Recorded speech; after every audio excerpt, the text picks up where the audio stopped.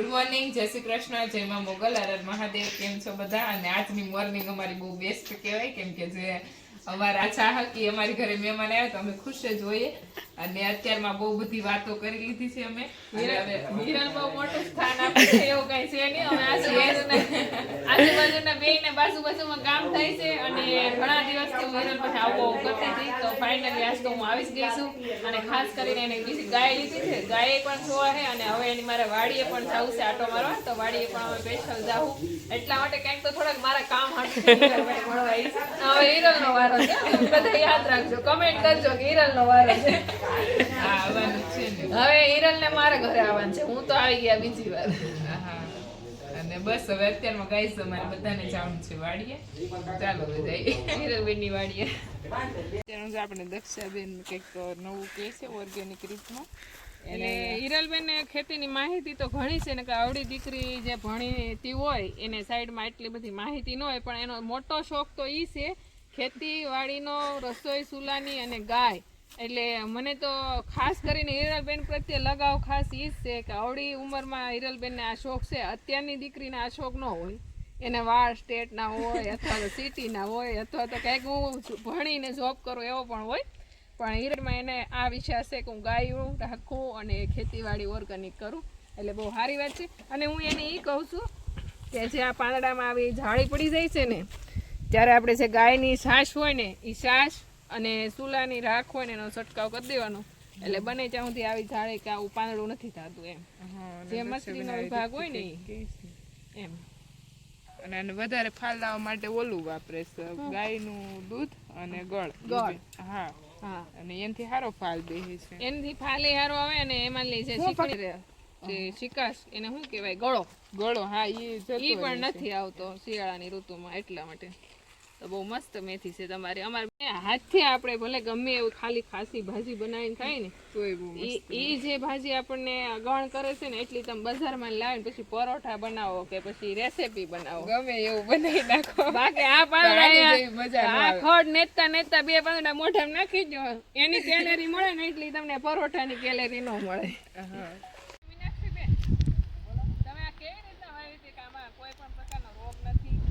આને જે વાવ્યો ને અમારી જમીનમાં છે ને તૂર સારામાં સારી થાય. એટલે અને બીજો પ્રોબ્લેમ એ કે અમારે રોજ કે એવું કઈ નો હેરાન કરે ને તો અમારી જમીનમાં તમે દવા નો છાંટો કે એને કાંઈ બીજું મતલબ ઓલું ન કરો ને તો હા તો ગ્રોથ સારો. અહીંનું વાતાવરણ ઘણું બધું વાતાવરણ ને કંઈક તો જમીનનું પોષણ હોય ને તો જ કરવા થઈ કે. અને ફાલ પણ બહુ મસ્ત છે અને ઘઉં પણ સારા છે. આપણે જે વાવેલી વસ્તુ ઉગે ને ત્યારે તો પહેલી વસ્તુ એ કે પીળું ન પડવો જોઈએ પાક આપણો. એટલે પીળો પડી જાય ને એટલે એમ માનવાનું કે આપણે જમીનની થોડીક નબળાઈ છે. આ જો તમે તુરે એટલી ઘેરદાર લીલો કલર છે અને ઘઉંનો પણ એટલો મસ્ત કલર છે. બેન આટલા બધા વૃક્ષો હેઠા પર વાવો છો અને સાઈડમાં ખેતી કરો છો, એનું એટલું બધું તમારે આ ઉંમરે કારણ શું? એનું કારણ એ છે કે મારા પપ્પા જે છે ને એનું સપનું એવું છે, એનો વિચાર એવો છે કે ભવિષ્યમાં મારા બાળકો અને એના બાળકો કે જે આવનારી પેઢી છે એને ઘરના ફળ ફૂલ ફ્રૂટ મળે એટલા માટે દર વર્ષે મારા પપ્પા એક વૃક્ષ વાવે. અને એનું રિઝલ્ટ હું તમને અત્યારે બતાવું કે અહીંયા જો ફળો પણ આવવા મળ્યા છે. અહીંયા રામફળ આવી ગયા છે અને પેલી બાજુ કેળ પણ આવી ગઈ છે. અને સાથે સાથે આપણે જે શાક બકાલું પણ છે દવા વગરનું. તો આ એક અમારા જીવનમાં પણ નવી પ્રેરણા મળી છે. અને આ વસ્તુથી અમને મારા પપ્પાથી અમને બધા ભારુને એની પ્રેરણા મળે કે આપણે પણ જો ભવિષ્યમાં કંઈક કરવું હોય અને આપણું ખુદનું કરવું હોય તો આપણે એક વૃક્ષ દર વર્ષે વાવી અને આપણા જ ફળ અને આપણા જ વૃક્ષોને આપણે ઉજેરેલા એનું ખાઈએ. હા, એટલે નવી પ્રેરણા તો એના જીવનમાં ખાસ કરીને એ મળે કહેવાય કે ઘરના ફળ ફૂલ ખાવા મળે છે. અને એક આ વારસાગત સંસ્કાર કહેવાય છે કે જે આપણા મા બાપે કર્યું તો આપણે પણ કરીએ. તો આના થકી જો આપણે આપણા મા બાપે કર્યું છે એમ કરશું ને તો એનાથી આપણે વધારે આગળ વધશું અને વધારે ઓર્ગેનિક ખાવા મળશે. અને ઘરના અત્યારે તમે જાઓ દુકાને લેવા 1 કિલો લેવાનો તો વિચાર કરવો પડે એટલો ભાવ છે. અને આપણે હકીકતે આપણે એમ કહીએ નહીં 2 કિલો લેવો 1 કિલો લઈ લઈએ. આને તમે એમ નહીં પૂછો કેટલા કિલો લ્યો. હા, તમને અનલિમિટેડ ફળો મળે જેટલા જ્યાં સુધી તમે સીઝન અનુસાર તમને ફળ મળે. શિયાળામાં ખવાતા મળે ફળ, ઉનાળામાં ખાવાતા મળે. હવે તમે વિચાર કરો એટલે તમે બહુ ભાગ્યશાળી છો કે તમારા પપ્પાનું અમે ફ્રૂટ બહુ ઓછા જ વેચાતા લાવી. આ વખતે અમે સીકું લાવ્યા તો અમને બહુ નવીન લાગ્યું. બહુ અમે અને જે ઘરની વાડીને તમે વૃક્ષોથી ઉતારેલા ફળ ખાઈ જાવ એટલે તમને લાવો બહારનું ફળ ન ભાવે. અને ભલે આપણે જ્યુસ બનાવીને કાચના ગ્લાસમાં ભલે પીતા હોય પણ ખાલી શીકું તાજું ઉતારીને ખાઈ જાય તો તમારે જ્યુસ બનાવવાની જરૂર નથી. ચલો ગાઈસ, બધા વાતો કરતા કરતા આટો મારે છે, લાઈનમાં જાય છે. અને જો તો આપણે વાડીએ ફરતો આટો મારી રહ્યા ને ત્યાં તો ભૂખ લાગી ગઈ છે એટલે લેતા આવ્યા છીએ આપણે જામફળ અને આરે જો કટિંગ કરીને હવે નાખવાનું છે આપણે લાલ મરચું નિમક ને પછી ખાવાનું છે. તો વાડીની પાર્ટી તો આવી હોય કંઈક. અહીંયા તો આપણે દેશી ફળ હોય, શાક બકાલ હોય એવું હોય ખાવાનું, બબલા ન હોય અહીંયા. વાડીમાં ફરતે આટો મારી લીધો છે અને હવે લાગી ગઈ છે અમને ભૂખ. તો એટલે હિરલબેન અમને મહેમાન ગતિમાં જમરૂખની ડીશ ખવડાવવાના છે. એટલે અત્યારમાં અમે જમરૂખને કટિંગ કરવા માંડ્યા. વાડીમાં બધે આટો મારી લીધો છે અને હવે અત્યારમાં આવી અને બધા નાસ્તો કરવા માટે બેસી ગયા છીએ. આવી તો અમને ખબર પણ નથી કે હિરલબેન આવી બધી મહેમાન ગતિ એ પણ વાડીમાં કરશે. તો ઘણું બધું જો લઈ આવ્યા છે, ગાંઠિયા છે કળીના અને ડુંગળી છે અને વન ભોજન કરતા હોય ને એવો આનંદ મળે છે. અને એ પાછા શીકુડીના વૃક્ષ હેઠે બેઠા છે. તો આમ આપણે વન ભોજન કરવા માટે સ્પેશિયલ વાહન બાંધીને ચેક આઘું જવું પડે. અહીંયા તમને હિરલબેને વન ભોજન કરાવી દીધું છે અને બધા બેસી ગયા છે નાસ્તો કરવા માટે. વાડીમાં આટો પણ મારી લીધો, નાસ્તો કરી લીધા છીએ અને હવે અત્યારમાં કેવાય ખાઈ અને થોડોક ટાઈમ આરામ લેવો પડે. તો થોડાક સૂર્યપ્રકાશ એક બાજુથી મળે ને એક બાજુથી લીમડાનો છાંયો પણ મસ્ત મળે છે. એ રીતના હિરલબેને આ મહેમાન ગતિ કરી છે. એવી મહેમાન ગતિ તો હું મારા ઘરે ન કરી શકું, એટલી મને આજ શાંતિ મળી છે. આ માહોલ માટે આપણે આઘી ગમે દૂરની જગ્યામાં જવું પડે. એની બદલે આપણને મને એક ખાલી હિરલબેનને મળવા આવી છે, આટલો બધો મસ્ત માહોલ મળી ગયો. તો થેન્ક યુ હિરલબેન. તમને કેવી લાગી અમારી વાડી? બહુ જ તમારી વાડીએ ગમ્યું. અને ખાસ કરીને તો વાડી તો મારે ઘર પાસે છે પણ મતલબમાં મને વધારે જાણવા તો એ મળ્યું છે કે તમે જે ફળ ઉગાડ્યા છે ને હેઠા પડતા, તો હું આજથી નિર્ણય લઉં છું કે હું પણ ફ્રૂટના ઝાડવા મારા હેઠા ઉપર ઘણા બધા ઉગાડું ને બાળકો પણ ખાઈએ કે પક્ષીઓ પણ ખાઈએ કે આપણે રોજ તો સણ ન નાખીએ કે એમ. આવી રીતના થઈ છે એટલે ઘણું બધી પ્રેરણા મળે. હિરલબેન ભાઈ તમારી જેડી ઉંમર વાળા બેન ભાઈ ગઈ છે ઘરે અત્યારમાં અને સમય થઈ ગયો છે 5 વાગી ગયા છે અને બંને ગાયો ગાઈસ ઘરે આવી ગઈ છે.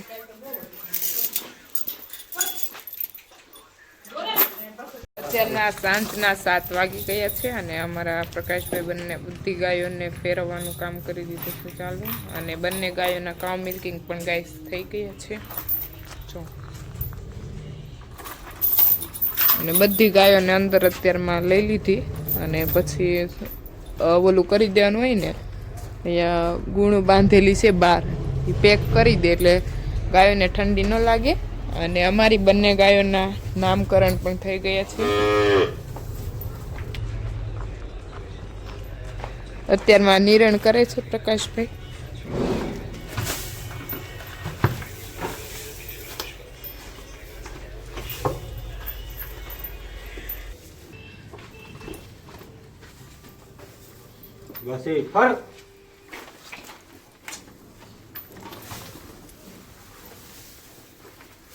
હાલો બબુ તને ઉડી પડી.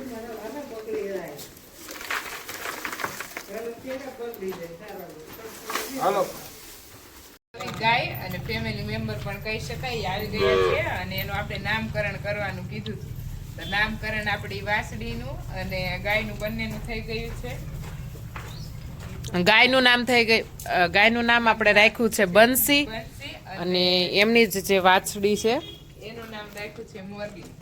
આનું નામ રાખ્યું છે મોરલી. મોરલી મોરલી જેવી જ ક્યુટ છે. અને મોરલી જો બીવે છે હો થોડી. જો એમાં એને કોઈ અડે એ તો એને બિલકુલ ગમતું જ નથી. જો જે આપણે જાય ત્યાંથી મોરલી આગી જ ભાગે. જો તુબાકા મારે. એટલે એનું નામ જ એને જોઈને જ તે મોરલી પાડવાનું મન થયું. પહેલી વખત મેં જોઈને ત્યારે જ મને એમ થયું કે આ નામ નહીં, મારે મોરલી જ રાખવાનું છે. અને ગાયનું નામ તો મીનાક્ષી દેવી એમ એ રાખેલું છે મસ્ત એનું નામ છે. એટલે ફાઇનલી હવે અમારે થઈ ગઈ છે ટોટલ 5 ગાય નાની મોટી.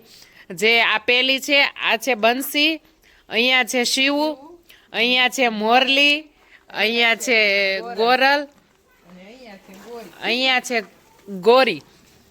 એની માં છે, એમનું નામ ગોરી છે. આ છે અમારી ગોરી. અને અત્યારે આ છે અમારી જૂની ગાય. અને આની પછીથી જે ગાયું છે, બે આ ગોરીની દીકરીઓ છે, અને બંસી અને મોરલી. એટલી ટોટલ હવે અમારી પાસે થઈ ગઈ છે 5 ગાય. મોરલી માટે સરસ મજાની એને ઠંડી ન લાગી માટે એની વ્યવસ્થા કરી નાખી છે ભાઈ. મોરલી, આવો આવો લાલા કાકા આવો. મોરલીને ખવડાવે છે ભાઈ. હાલો. હજી ખાતા નથી આવડતું. હજી 2 મહિનાની છે પણ. હાલો ખાઈ જજો. આને આપણે હળદર ને એવું બધું પીવડાવી દેશું, દેશી ઓહળિયા, એટલે આને બધું ખાતા પીતા આવડી જશે.